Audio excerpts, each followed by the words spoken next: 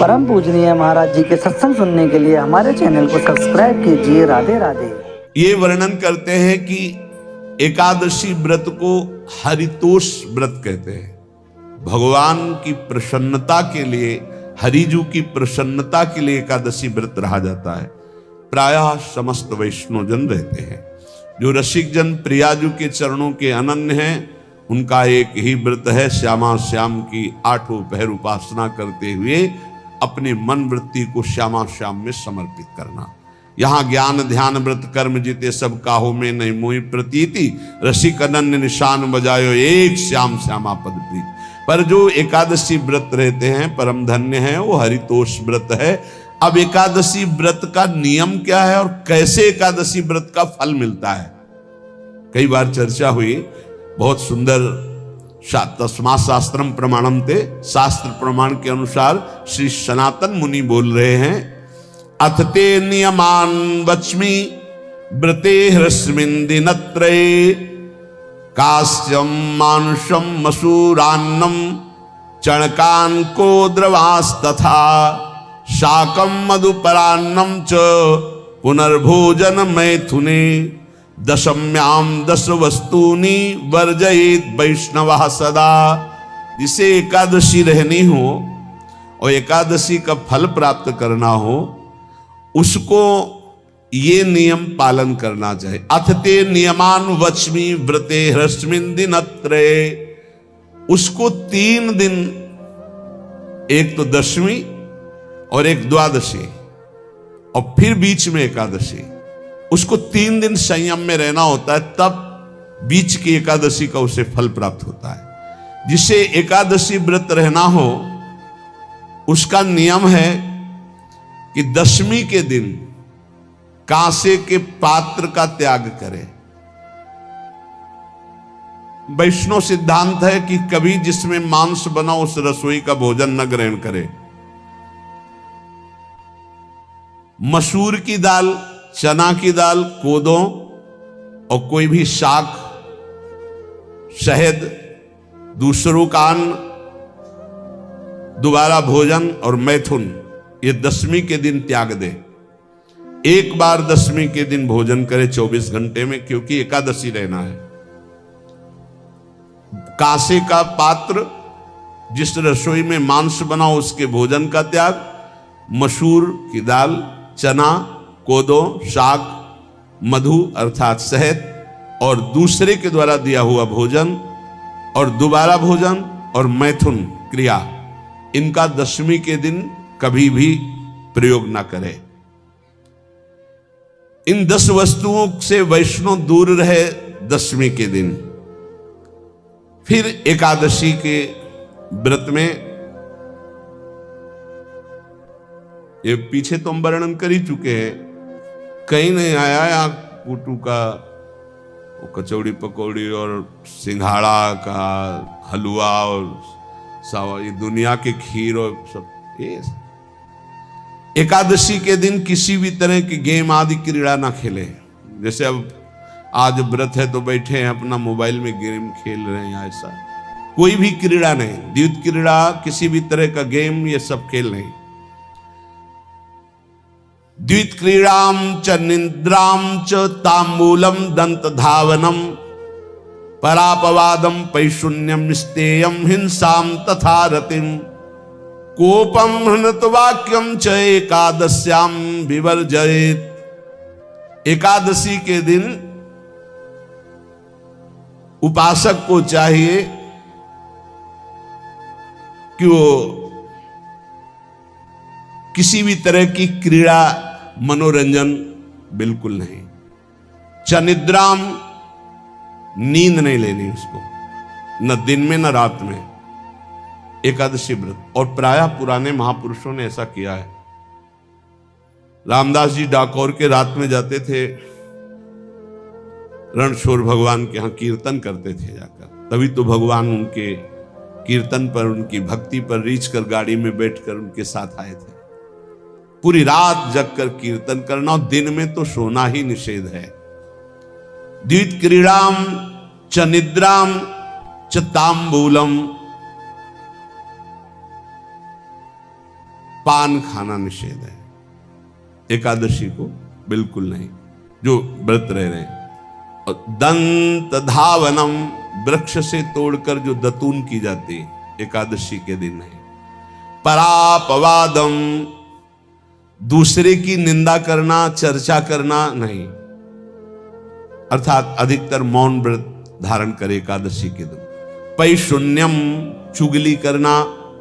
स्तेयम, कोई चोरी करना। हिंसाम, वाणी से, शरीर से, मन से किसी को दुख पहुंचाना। रतिम, अर्थात भोग करना, मैथुन करना। कोपम, किसी के ऊपर गुस्सा करना। अनत वाक्यम, झूठ बोलना। एकादश्याम विवर्जयेत, एकादशी के दिन ये नहीं करना चाहिए। एकादशी को एक बार कुछ फलाहार शुद्ध,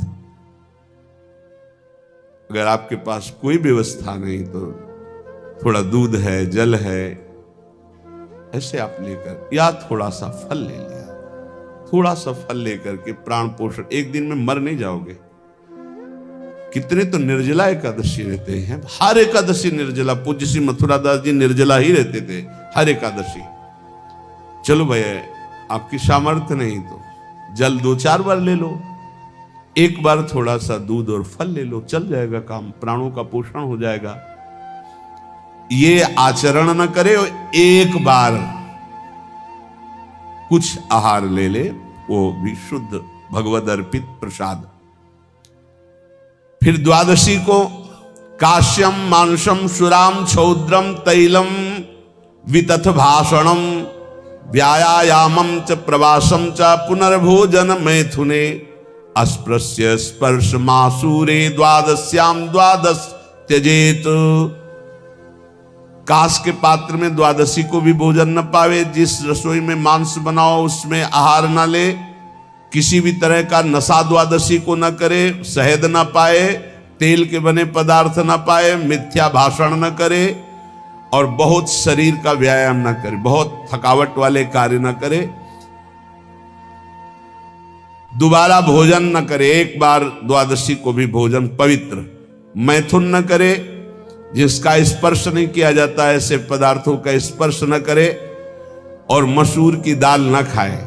द्वादशी को जो इन नियमों का पालन करता है, दशमी द्वादशी ऐसे और एकादशी ऐसे, तब उसे एकादशी व्रत का फल प्राप्त होता है। जो इस पद्धति से एकादशी, ये जो मनमानी है सब नहीं, हर पदार्थ मिल जाएगा आपको फलाहार में। हर पदार्थ हमको बताया गया कि आपको जो चाहो सब पदार्थ फलाहार का। अरे भाई, हरितोष व्रत है तो हरि प्रसन्नता के लिए एक दिन भूखे रहने बहुत आनंद आता है। पहले भगवत कृपा से ऐसी गंगा जल पी करके कुछ दिन, फिर कभी कभी निर्जला एकादशी का भी आनंद। बड़े संन्यास मार्ग में थे तो बड़े संयम से सब शास्त्रीय पद्धतियों का निर्वाह होता था। उपासक को चाहिए कि इन नियमों से व्रत का अनुष्ठान करे, मनमानी आचरण न करे। सबसे प्रार्थना जो एकादशी रहते हो, हरितोष व्रत इसे कहते हैं, भगवान की प्रसन्नता के लिए रहा जाता है, रहना चाहिए। जो अपनी आचार्य परंपरा में हैं, जैसे जिनका सिद्धांत है, पर रहने का सिद्धांत ये श्री सनत कुमार जी वर्णन, श्री सनक जी महाराज, ये सनत कुमार जी वर्णन की। सनक जी महाराज कह रहे हैं, यदि भगवान का आश्रय नहीं, सत्संग नहीं है, तो इन 4 में से एक हो तो नाश कर देता, फिर चारों हो तो सर्वनाश हो जाता है। यौवनम धन संपत्ति प्रभुत्व विवेकता एकैपमप्यनर्थाय किमु यत्र चतुष्टयम। यदि सत्संग नहीं है, यदि भगवद आश्रय नहीं है, और खूब धन हो, जवान अवस्था हो, और बढ़िया पद मिला हो, प्रभुत्व चलता हो, और अज्ञान हो, फिर क्या कह रहा है? बोले ये चारों जहां मौजूद होते हैं वहां सर्वनाश का खेल शुरू हो जाता है। अगर इनमें से एक हो तो सर्वनाश करने में पर्याप्त है, और अगर चारों हो तो फिर क्या कहना है? यौवनम, जवान हो, धन संपत्ति, खूब रुपया पैसा हो, प्रभुत्व, कोई पद हो, कोई अधिकार हो बड़ा, फिर अविवेकता और अज्ञानी हो, तो बोले एक नाश कर देगा, फिर चारों तो नाश ही कर देंगे। अगर सत्संगी है तो ये चारों महान कार्य कर देंगे। क्या यौवनम, जवान है, खूब दूसरों की सेवा, मेहनत पूर्वक धन संपत्ति कमाकर माता पिता की सेवा, परिवार की सेवा। ये माता पिता, हमारा वेद कहता है मातृ देवो भव, तैत्तिरीयोपनिषद, मातृ देवो भव, पितृ देवो भव, आचार्य देवो भव, अतिथि देवो भव, यान्य नवद्यानि कर्माणि तानि सेवितव्यानि नो इतराणि, यान्यस्माकः सुचरितानि तानि तोयोपास्यानि नो इतराणि, ये के चास्माच्छेयाः सो ब्राह्मणाः तेषां त्वया स्नेन प्रश्वसितव्यं, श्रद्धया देयम् अश्रद्धया देयम्, श्रिया देयम् ह्रिया देयम् भिया देयम् संविदा देयम्। वेद कहता है मातृदेवो भव, माता साक्षात हमारी भगवान है। देव हरि को कहते हैं, केशव देव जैसे कहा, हरि को कहते हैं, गोविंद देव। मातृदेव, माता भगवान है। हे धिक्कार है उन पुत्रों को जो अपने माता के द्वारा पोषित किए हुए शरीर से हाथ उठाते हैं अपने माता पिता के ऊपर। नरक में तुम्हारी जो दुर्दशा होगी भोगोगे। एक हमको दिखाया गया दृश्य कि अपनी माता की कोख में लात मारता, थप्पड़ मारता है, पिता बैठा उसको लात मारता है, थप्पड़ मारता है, बाल घसीट कर गेट तक माता को ले जाता है। अब इनकी जो दुर्दशा होगी ये बोल नहीं पाएंगे, बता नहीं पाएंगे। ऐसी जगह मारा जाता है कि बस तलकते रहो, कुछ कह नहीं सकते, घोर नरकों की प्राप्ति होती। वेद कहता, तैत्तिरीयोपनिषद, मातृ देवो भव। ध्यान से सुन लो, सत्संग है, ये माता साक्षात भगवान है।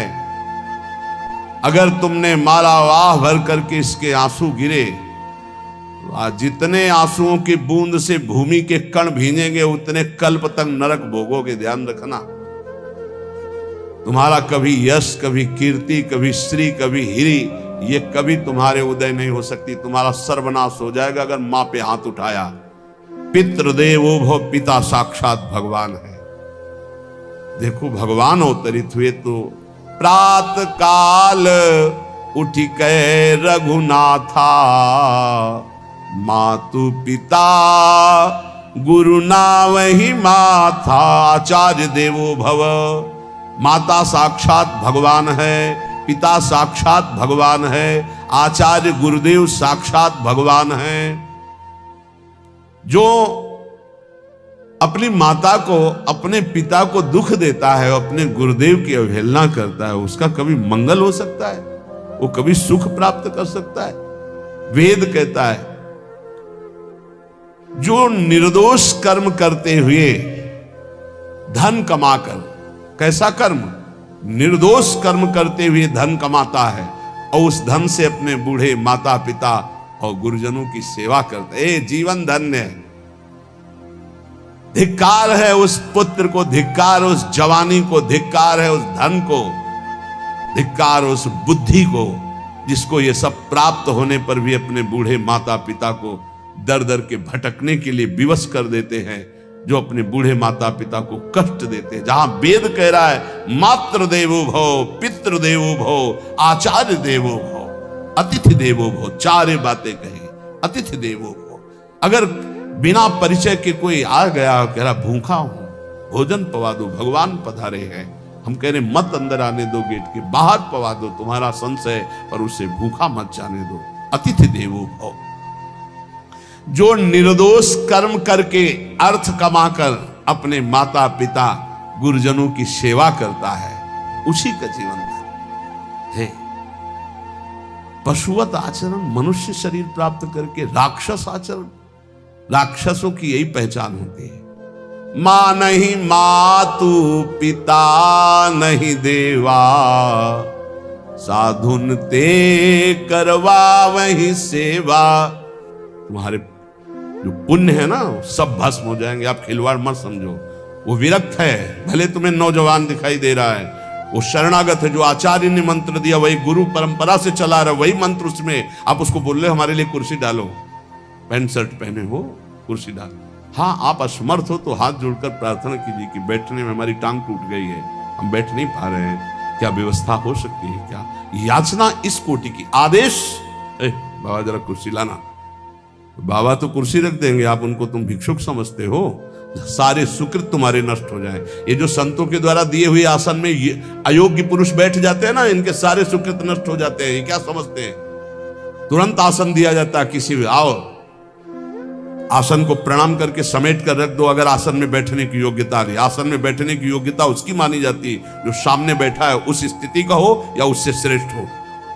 बहुत होश में ये बातें सत्संग में ही मिलती है और अन्यत्र नहीं मिलती। आसन बिछाने का मतलब तुम कोई महान नहीं हो गए हो, अपने में दैन्यता नहीं तो वैष्णव किस बात के? आसन ग्रहण वैसे ही बिछा हुआ है, उसके ऊपर आसन लगा हुआ है गुरुजनों के लिए, श्रेष्ठ जनों के लिए। आप आसन में बैठने के अधिकारी हैं।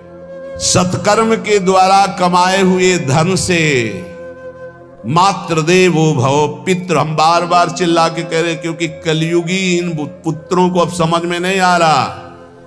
जो बोओगे वही काटोगे। अगर आप अपने पुत्रों को सत अध्यात्म की शिक्षा देंगे और स्वयं अध्यात्म से चलेंगे तो तुम्हारा बुढ़ापा ठीक से जाएगा नहीं। बुढ़ापा बहुत मुश्किल से कटता है, बहुत मुश्किल से। हाँ, हमें कई दृश्य देखने को मिलते हैं। बता रहे एक बार बिंदौर इधर है, इच्छावर फतेहपुर, वहां से भ्रमण करते यार, बड़े मकान से वयोवृद्ध भागते हुए आए, स्वामी जी स्वामी जी स्वामी।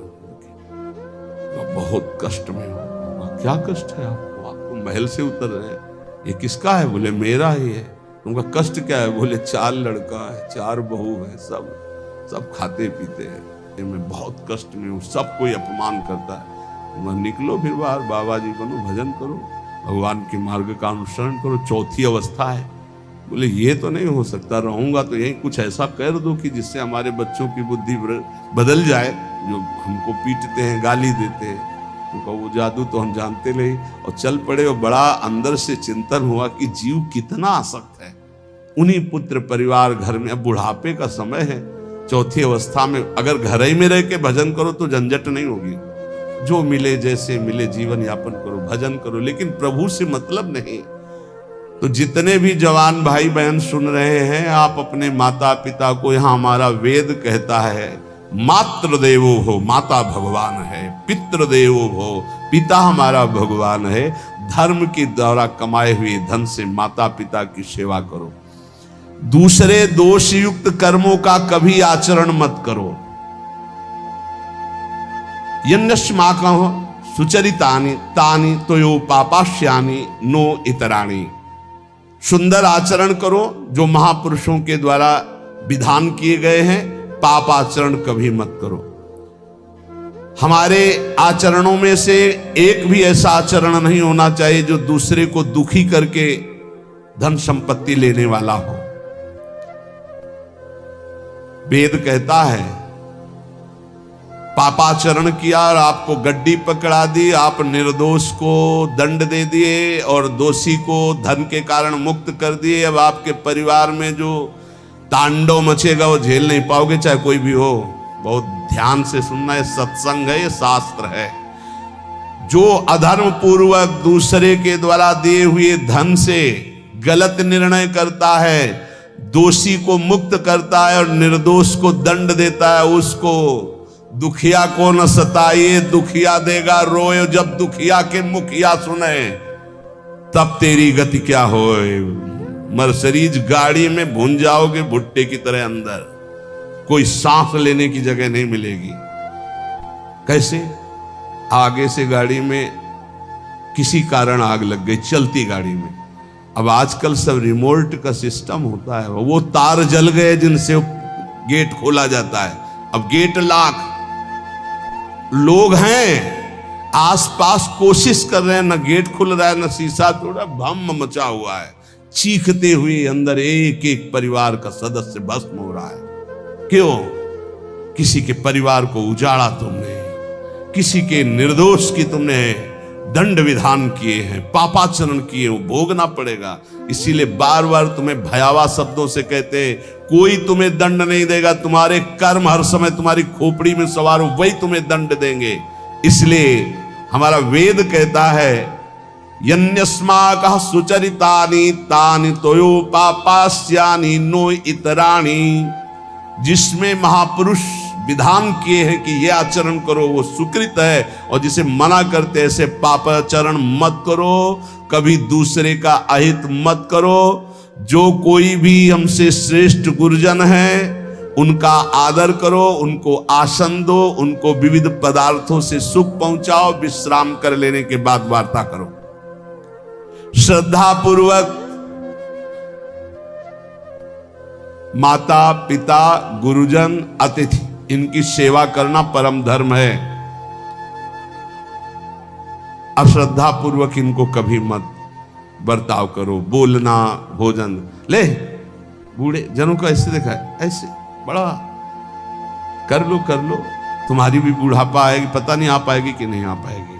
अगर आएगी तो बहुत बढ़िया आएगी, तुम्हें ऐसे सताएगी कि आप देख लेना। बहुत हमारा हृदय इस बात से पीड़ित हो जाता है कि मां के प्रति ऐसा बर्ताव, जिस मां ने इतना पिता की क्षमता से हजारों गुना बढ़कर माता का प्यार होता है। ऐसे माता को, ऐसे पिता को हमें तो लगता है रोज चरण धो के पीना चाहिए। भगवान साक्षात इनमें विराजमान है। भगवान सच्ची कहता हूं, जो अपने माता पिता को त्रास देते हैं भगवान भी रक्षा नहीं करेंगे, कोई दान पुण्य तुम्हारा काम नहीं आएगा, क्योंकि ऐसे महामहिम पूज्य माता पिता के प्रति आप ऐसा देखो। प्रार्थना करते, चाहे गाली बकने वाले, गुस्सा करने वाले माता पिता हों, यदि वो चल नहीं पाते, वयोवृद्ध है, तो भगवान की तरह पूजा करो, उनके व्यवहार को मत देखो, तुम्हारा काम बन जाएगा, उनका आशीर्वाद आपको मिल जाएगा।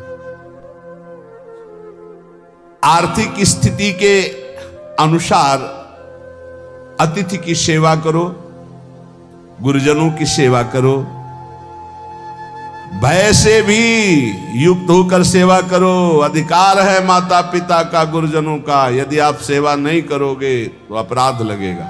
इतना बड़ा शरीर पैदा किया है, लेवरी करो, रिक्शा चलाओ, उससे जो मिले अपने माता पिता की सेवा करो। तो यहां कह रहे कि ये चार अगर आपके पास हैं, इनका सदुपयोग नहीं हो। यौवनम धन संपत्ति प्रभुत्व अविवेकता एकैपमप्यनर्थायं किमु यत्र चतुष्टयम्। यदि धन है, जवानी है, आपका प्रभुत्व चलता है, बड़े पद में हो और अज्ञानी हो, एक तो सर्वनाश कर देता है, फिर चारों हो तो सर्वनाश पक्का। और यदि कहीं भगवान का आश्रय मिल जाए, संत जनों, तो ये परम मंगलदायक है। अविवेक विवेक में बदल जाता है। जो धन है, इसकी तीन गतियां बताई गई हैं। दान भोग विनाशश्च रायः शूर्गतस्त्रिधा। तीन गति होती है, एक दान और एक स्वयं भोग करना, और अगर नहीं किया तो सर्वनाश, वो नाश को ही प्राप्त हो जाएगा। गांव के कंजूस जनों।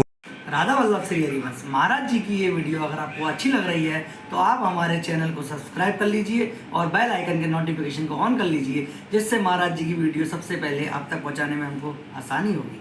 राधे राधे।